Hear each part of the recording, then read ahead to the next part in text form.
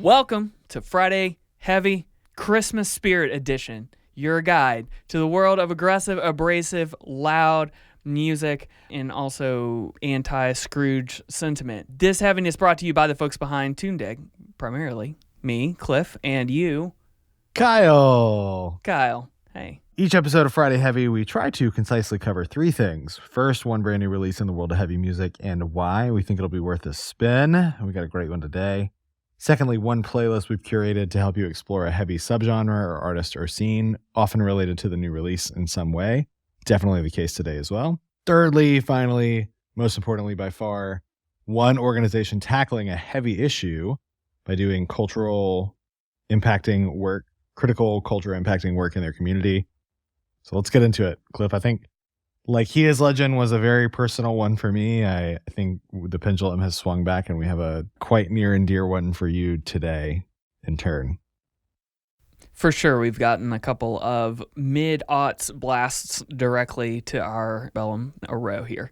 So this week, we are covering a new EP that feels like a surprise after a really long hiatus from this band, but it just barely edged out us covering the surprise SZA album that dropped today. And if you think I'm kidding, I assure you that I'm not. But we are talking about The Sound of Animals Fighting today, a sort of supergroup from post-hardcore-ish bands like Circa Survive and RX Bandits. They have dropped their first record in 15 years. It's out now on Born Losers. Personally, despite loving them early on, which I'll come back to in a moment, some of the more recent efforts of this particular group were a lot less interesting to me. So I got pretty stoked after hearing the one single that they dropped, the title track off the new EP, which is called the Ape Shit EP. And you can hear here, it's a return to the more complex and kind of frenetic songwriting that they had on their very first record called The Tiger and the Duke. So actually more on The Tiger and the Duke in just a second, but for now, check out this new single, Ape Shit.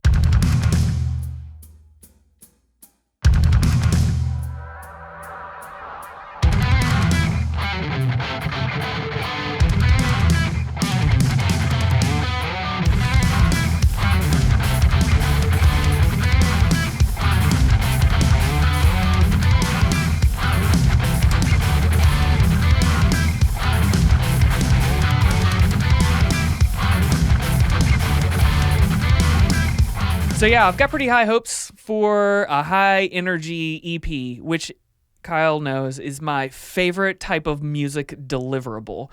I absolutely want every band recording high energy 5-song type EPs. It's amazing. It's amazing to me that you're not a cocaine guy, because everything about your musical life is like, give me one thing, 16 minutes, fast, make it good, make it feel like black coffee. I could never. I can't get any more concise than I already am. If you like the more kind of angular botch worship type stuff that's coming out on the single we just played, you're going to hear a little bit less of that from The Sound of Animals Fighting over more of the recent records. You're going to hear a lot of the more kind of electronic and progressive type of experimentation in the more recent records. But if you go all the way back to 2004's Tiger and the Duke EP from this band, from a time when they legitimately could not list their own names because of their recording contracts, and adopted this idea of the band and taking on a different animal for each individual band member. I think they've probably just kept that around for shtick these days. Notably prior to the movie You're Next, where they wore animal masks, and also, I think, Queens of the Stone Age's Lullabies to Paralyze, where they gallivanted around in the woods for their album artwork. Fair point. Those two things were close enough together to where they did actually confuse me at the time, now that I think about it. I'm one of the two people on this podcast, so I get to be incredibly annoying and objectively correct all at once, and no one gets to stop me. Title of your memoir, Incredibly Annoying and Objectively Correct. So speaking of Tiger and the Duke, which is a really cool record, and again, pairs well with this new one, the reissue of the EP The Tiger and the Duke EP was put out by Equal Vision in 2007, and it is not as good as the original EP. And I don't just mean like I have a slight preference for the shittier tone on the previous pre-release version. Like, it's extremely different. But the problem is that original version of the EP is basically unfindable on streaming services thanks to how metadata works or whatever. And so like the only way to find that version is it's the only CD I own. It is literally the only music CD I own that I know of, because that's one way I can get it. It had this old kind of brown and red cover that I remember ordering when I was in high school. And it was like I was way stoked about mail order CDs by that point. But then if you look around, there's a rip or two on YouTube, and I'll try to link one up if we don't cause it to be automatically taken down. But the original version is like, it's half the length. It's like 30 minutes. It's really focused. And to me, it sounds even better. This idea of post-hardcore Mars Volta clicked better in that moment. I'm not saying that's what it was or that's what they achieved, but it feels a lot more that way. Whereas the actual Tiger and the Duke that you'll find on streaming services is attempted to be a bit more polished and filled out, but I think they missed the mark a bit. So this is not only a really weird band, but one that has very distinct time frames from within their own career. So to me, that was why it was worth sussing all that stuff out so that you know where to go across their catalog, because it's been a long time. So once you go down the rabbit hole of how weird and interesting the trajectory of this band has been and how they've built up such a rabidly devoted fan base along the way, we encourage you to check out Ape Shit out, believe as of yesterday on Born Losers Records. So strong move, guys, doing a Thursday drop. Go listen to it however you want, and then send this band your money through shows. They don't do many shows, but they have a slate coming up here early in 23, which is a big deal. And merch. They historically, if I remember correctly, are a cool merch band and or a direct donation, so that in 12 or 14 more years, you can get another Sound of Animals Fighting record. Hello, band. I have invested in a United States bond for you. So reading ahead in my own show notes, I see something Kyle says, okay, I was wrong. So that's my intro to this section. Kyle, what are we talking about today? Cliff out here doing what my wife could never get me to do. This playlist is a fun, okay, I was wrong moment. And that is not the headline, but it's an entry point. Admittedly, I've always thought that stuff in the ecosystem of Sound of Animals Fighting and really the bands from which those guys come, Anthony Green's projects like Circus Survive and RX Bandits, who I've always lauded as sounding different than they actually sound because of their weird name. I think it's the X that slotted them with like MXPX or something. And certainly Chiodos being in its own white belt shelf 32 at Hot Topic category. I've always thought a lot of this stuff was just one little step outside my open world map of music exploration. Just one little thing about it tended to turn me off. I had the perception that a lot of these bands were a little too MySpacey or wrong stage at Warped Tour for my taste. Nobody's had to endure more than you, Cliff, when the band is one step out and you're just like, why is this a thing that broke the coding for you? Like, what? Why this one in particular? When did we fall off a cliff? A lot of times it'd be like the vocals were a little too high, or they were strangely enunciated, or the aesthetics and the song titles or the album artwork or the like side printed t-shirt were a little too sassy and contrived for me. But those were all individual things, and putting this sort of world together through this playlist, I found myself discovering that essentially there was a whole group of post-hardcore scene kids who took the turn on, tune in, drop out route, LSD, Pink Floyd, post-hardcore kids. And it had never really occurred to me how expansive that world was, sort of under my radar, and how musical and cool and obviously influential for tons of people in bands that was. Earlier you compared Sound of Animals Fighting to Mars Volta, and I started seeing that and I've heard you say that, and that was a real Rosetta Stone for me, and like pushing through and finding a way to love this world. It's all angular in some way that can take dozens of different meanings. It's all very well produced. with the exception of some of this really early stuff as the scene was forming, but a lot of the later stuff sounds great. And it turns on a dial between really abrasive and really cosmic in the angularity. So there's great, clean, ambient, layered stuff. There's great, like, picking guitar work. And then there's really great riffing and tonality there. I would say if there's a common thread, it reminds me of the Holy Fawn playlist, where there's a ton of space within the musical ideas these groups are trying to express. There's like a thing they all are subconsciously getting after, and they all do it really differently, and a lot of bands do it really well.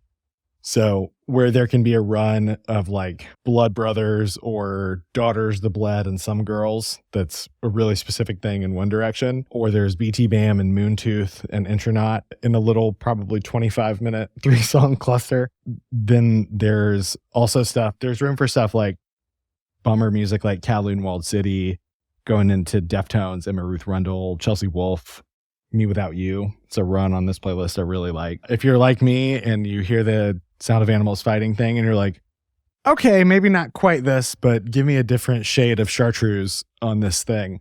There's a lot of space in this one, and it's really interesting, and it's really compelling, like light up your brain, caffeinate your brain type stuff. I love it. And we finally had a way to work in one of my favorite little secret tracks, which is by this little band called Blueprint Car Crash. And they did this really, really odd, mathy pop song that I've loved for so long because it came out of the Militia Group, which back in its heyday was a cool factory for that sort of thing. But I love seeing it right here between the Mars Volta and Thrice. And just, yeah, to your point, lots of places to catch the edges of anything you might not like and find a quick hop over to something maybe you do. There is, in our very specific musical overlap, sort of a third edge of the triangle. And that's our buddy Colin, who I know for a fact this is his favorite of these playlists, or would be his favorite that we've ever made. There's much more overlap in the Venn between you and Colin here than there is me, but there's a lot for all three of us to collectively appreciate. This is fun. We'll see if we're right about that. Yeah. But I think you are. Last and never, ever, ever least, we always like to cover one organization doing really critical culture impacting work in their community. This week's was pretty easy. We tossed this over to each other several weeks ago, and like the very next moment we have a chance to talk about an organization, we have got one. So let's talk about accessible festivals. So we want to touch on this underlying issue because it's close to our hearts, and less touch on it because it's related to some current political wind or something like that. We kind of have to waffle between those two. But this, what we're going to talk about with accessible festivals and just the idea of accessibility in music, this matters to us individually as people. It has mattered to us for a long time. We have admired people who have done something about this work and supported them as much as we can. And it's all circling around this ethos that we try to bring forward on this very podcast of this underlying culture that lives inside of music that can support one another in wild and diverse ways. And so we're highlighting this week the organization Accessible Festivals, which is a nonprofit, quote, dedicated to making live music and recreational events fully accessible for people of all abilities. Accommodations for a diversity of physical capabilities in music venues is already something that me and Kyle, literally us as people, we expect, we demand, and we support it however we can. It's something we pay attention to. We note it when we're buying tickets. We look at it when we're in venues, right? It's really, really important that folks who want to come to a show have what they need to actually be able to enjoy that. So we're telling you, not because it's like a virtue signaling thing, but because we want to encourage you to be that way about it also. The only way this happens is if everyone thinks about it more often, talks about it more often, and just tells venues, hey, where is this? Hey, if my friend in a wheelchair came next week, where do they go? What does this look like? How does this work? And you don't realize how hard it is until the first time you've tried to do that, and then it's one of those things. Once you see it, you can't unsee it, and right. You want to fix it everywhere. Yep. So we encourage you to think about it that way. Think about it as a fundamental right for everyone. And that plays out in a number of different ways in the scene, especially whether it is paying attention to, like when we go to Drunken Unicorn show, quite literally, we've got some friends who are in wheelchairs who go to shows at the Drunken Unicorn, which is a super small local show, but they're a great one to point out because it's like a floor venue, right? If you can get in the door, you're on one level with a small stage, and the stage is a little up from you, but the whole room is on one area, right? And one thing that is traditional there is that if someone else is in a wheelchair or an assistive, device, needing a mobility device, something, they get effectively ushered to the front of the crowd. That is like a part of the culture. That's what happens. So those things are and can be accommodations for people when they actually work as expected. But on top of that, we want to see more designation. Like we just went to a show at Boggs Social, another super cool local small punk venue, but they have a little set of stairs that go down to where their stage is now. Not everybody can hit a little set of stairs to get down to where the stage is. And so we noticed that there was a primary area for people who had chairs, who couldn't use stairs, to set up shop and watch the show. And in fact, it had a killer view. And that's the way we want it, right? It's not in a corner. It's not beside the stage in some, shit vantage point, right? And this is an opportunity where, people who need accommodations can not only have those accommodations met, but we can build a culture that goes above and beyond and makes people feel especially welcome. What's also worth bringing up and why Accessible Festivals as an organization is doing such clutch work, right? Everything we just talked about, even all of those tiny little things to consider, are for tiny one-day local shows, right? Festivals in particular are critical to get right for people who need any sense of accommodation. Because if you've ever gone to a festival, right, that there's logistics to work out, period. No matter what you need or who you are, right? Just trying to get to a multi-day thing and figure it out, especially if you're going to be there for a long time, if there's overnight, any of that stuff, that's a lot to navigate. People who need accommodations are navigating on top of all that. They're trying to figure out if they can see through the opaque maze of possible accommodations that can dramatically affect their own safety. And so when that stuff is clear, when festivals, venues, organizations don't just accommodate, but also are clearly communicating about their accommodation, everyone benefits from that.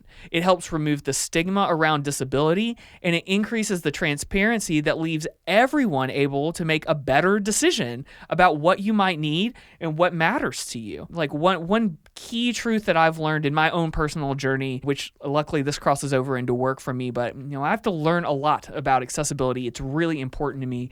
And one kind of maxim that comes out of it is just everyone is temporarily abled.